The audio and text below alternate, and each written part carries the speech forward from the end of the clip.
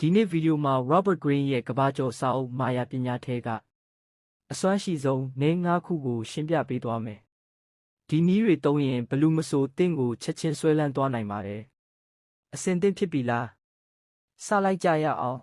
။ဟိုးတုန်းကသမိုင်းထဲကကလီယိုပတ်တာကာဆာနိုဗာဒူးလိုလူတွေဘယ်လိုလူချင်းဆွဲဆောင်နိုင်ခဲ့တာလဲတွေးဘူးလား။ပတ်စံများလို့လား။အလှအပအရမ်းရှိလို့လား။မဟုတ်ပါဘူး။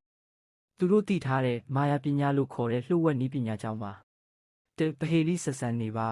။လူတိုင်းလျှို့ဝှက်ချက်ကိုချစ်တယ်။တင့်အကြောင်းအားလုံးကိုချက်ချင်းမပြောပါနဲ့။တခါတလေနည်းနည်းပဲဖွင့်ပြပါ။နောက်မှပြောပြမယ်ဆိုပြီးခြံထားပါ။သူတို့တင့်ကိုတစ်ချိန်လုံးတွေးနေမယ်။နှစ်သူတို့ရဲ့အားနည်းချက်ကိုရှာပါ။လူတိုင်းမှာလိုအပ်ချက်ရှိတယ်။ချီးကျူးခြင်းသူဂရုစိုက်ခံခြင်းသူစွန့်စားခံလူသူသူဘာကိုအရန်လိုအပ်နေလဲရှာပါ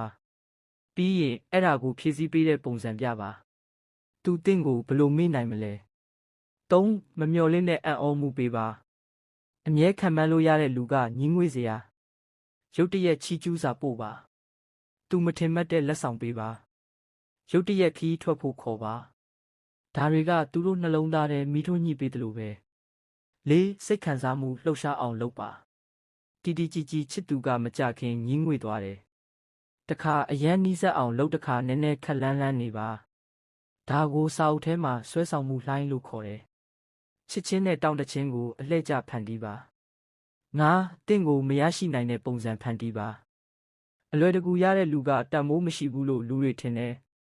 ဖုံးချက်ချင်းမကင်ပါနဲ့ချင်းတွေ့ရင်တခါတလေနည်းနည်းနောက်ကြပါဒါပေမဲ့မလွန်ပါနဲ့